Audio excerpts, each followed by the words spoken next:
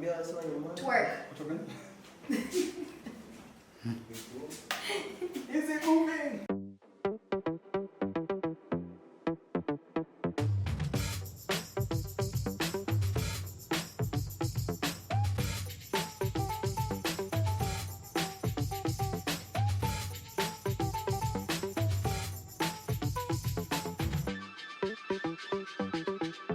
This Christmas, I don't want your chicken to be plain old boring. I want it to have spice. I want it to have flavor. I want it to be moist. I want it to be kuku wapono. Now, we are in the yummy kitchen and we're about to whip up some grilled Tikka Choma. I know a lot of you last time asked me to share with you some recipes that we can throw into the oven, and that's what we're gonna do. We're gonna be using my trusty ingredient, which is Shalimar Spice. It's one of my favorites. I've showed you guys this plenty of times, and it eliminates that whole process of you using garlic powder, ginger, onion powder, chili powder, the list goes on. This has everything you need in one. Now we're gonna be using Shalimar Spice. We're also gonna be using some ginger and garlic paste, some lemon, salt, and oil. That's pretty much it. Now in the Shalimar pack, there's usually 4 spices inside it, and this is usually the main one. And you can choose how hot you want to make your chicken or meat. There's usually a super hot one, or just medium. I usually tend to go with medium because they're weaklings, they are weak, but I got them. So we're gonna just go ahead and cut this open. We're not gonna use all of it because this is about 1 kilo of chicken drumsticks. So we've gone in with about half of it. And then I'm just gonna take my mild chili powder. And we're gonna use all of the mild chili powder. On to my favorite part, we're gonna squeeze in some lemon. I usually go in with 1 or 2. And then we're gonna go in with my ginger and garlic paste. I'm gonna use about 1.5 teaspoons, a pinch of salt, and then we're just gonna mix this together. Then add in our oil.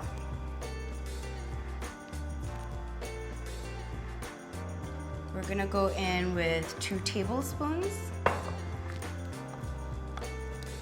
Now, if it's not as pasty as you want it to be, you can still add in some of that Shalimar Spice. However, I'm just gonna be adding in just a little bit more oil.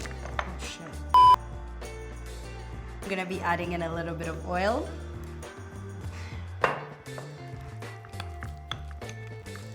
And then it's time for us to score this chicken. You can either use a fork or just like make cuts like that. This allows for the marinade to penetrate through. Now that all the chicken is scored, we're just gonna go in with a sprinkle of salt. I usually do 2 for sure. And then we're gonna go in with our paste.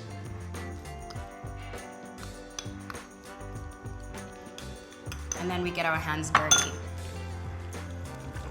You want to ensure that all of the chicken is rubbed down with the spice, all the nooks and crannies, pretty much. The good thing is you don't have to add any more oil at this point. You just need to just get your oven really nice and hot, which is what we've done. We've preheated our oven and we're just about to lay them on our rack.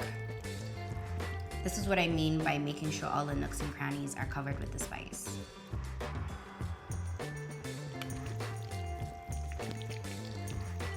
And if you're crazy about ginger and garlic, you can add some more at this point. That's totally up to you. Now I have my grill rack that's already out here. I just lined it up with some foil so that the extra fat drops onto it and you don't have to like wash that. And I'm just gonna place my chicken onto the grill. As I had mentioned, my oven has been preheating. I'm just gonna go ahead and open it real quick because a bad bitch can't use both hands at the same time. And we're gonna place this in here. This is the part where you can go ahead, pour yourself a glass of wine, have an adult beverage as the magic happens. The oven is at 180 degrees. We're gonna set our timer for about 45 minutes, but halfway through that, we're gonna check through the chicken, flip them over, make sure everything is nice and poppin' until we dig in. Now our chicken is ready. We cooked it for about 50 minutes. We flipped it over actually at the halfway mark, which is the 25 minutes, and we're just gonna take it out because my pull-out game is strong. So because I'm avoiding all the drippings, I'm gonna ensure to take out the rack first.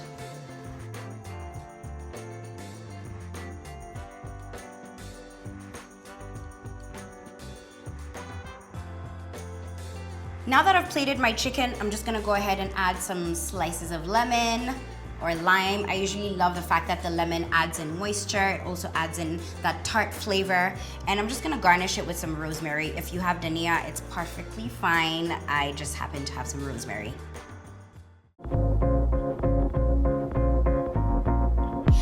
Absolutely loving how my comment section has been popping. A lot of you are feeling the fact that season 2 is back with a bang, and I'm loving all of that. Make sure your notification bell is on because next week's recipe is gonna be really, really popping.